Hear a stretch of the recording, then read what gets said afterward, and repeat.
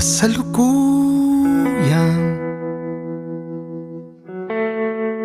iniibig ka. Bibi, gusto kong sabihin sa'yo na salamat. Salamat sa pagbibigay kahulugan, sa salitang pagmamahal at pagpapasensya. Ako na yatang pinakamapalad. Ako nga ba ay karapat-dapat? First of all, I want to say I love you. When I first messaged you, naalala ko pa yung kaba ko and how I tried my best na huwag magkamali sa message ko sa'yo. Pero you made it our first conversation so comforting. You made it feel like I'm talking to someone I'd known for a long time. Eventually, the nervousness went away and here we are now. Magpakailanman man ika'y tatabihan, sasamahan ko ang iyong pangarap. Aalagaan ko ang iyong tiwala. Before kita nakilala, I remember asking God for something simple. Lord, sana po yung mapangasawa ko may alam pong Catholic prayers para may kasama akong magdasal. It might sound simple.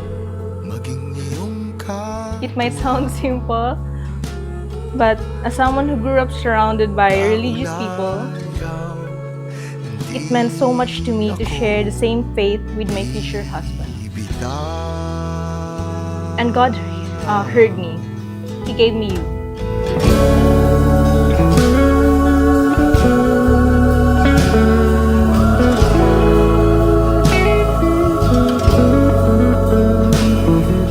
Mariana, did you come here of your own free will to bind yourself forever in the love and service of your husband?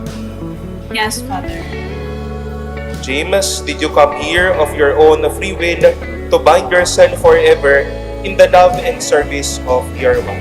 Yes, Father. Magpakailanman man ika'y tatabihan, sasamahan ko. I vow to be your safe place. When you're sad, I'll do my best to make you happy. When you're angry, I'll be your peace. And when everything is too much, I'll be your home.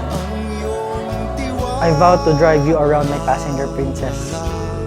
Kahit may sarili ka ng kotse, kapag sinabi mong ikaw ang mag-drive, I'll take the wheel and drive you kahit gaano pa kalayo.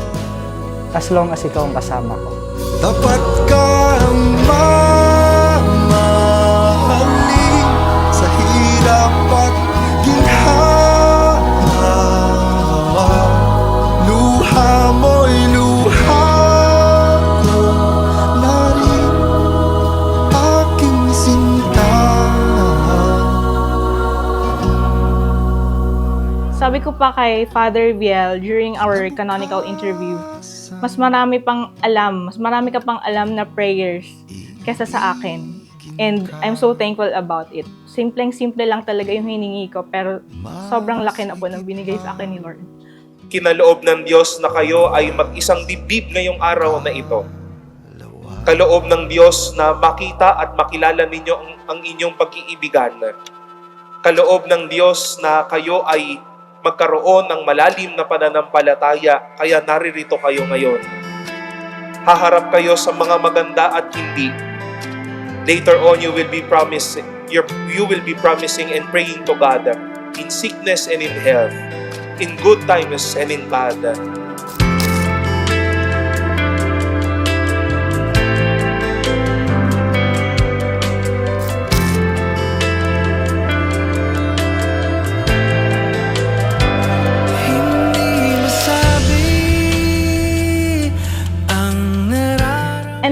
you're here, James, my baby, I vow to stay with you through all phases of your life.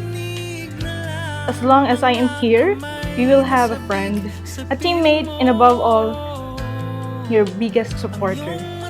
Mapa-Funko Pop pa yan, mapa-Java Rice, mapa-games, lahat-lahat. Basta wag lang po illegal, ha? Ako'y alipin ng pag-ibig mo, handang ibigin ang isang tulad mo,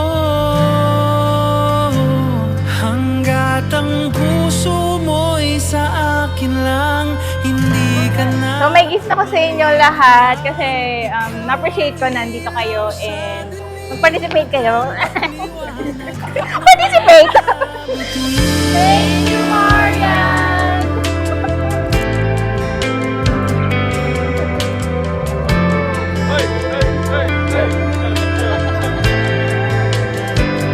Here's to a lifetime of laughter and random late-night conversations. To a lifetime of shared chismes. To the family we're planning to build together. And to all the random drives and spontaneous trips we'll take together. I'm blessed to share this journey with you. For as long as life lets me, I'll keep choosing you. Ako'y alipin ng pag-ibig mo, handang ibigin ang isang tulad mo, hanggat ang puso mo'y sa akin lang, hindi ka na malinin lang, ikaw ang ilaw sa dilim. I vow to give you a loving and happy life and to build a home with you. Puno ng intindihan, tawanan, iyakan, at syempre, bahay na walang sigawan. Mahal na mahal kita, Christopher James. Alam mo yan, palagi.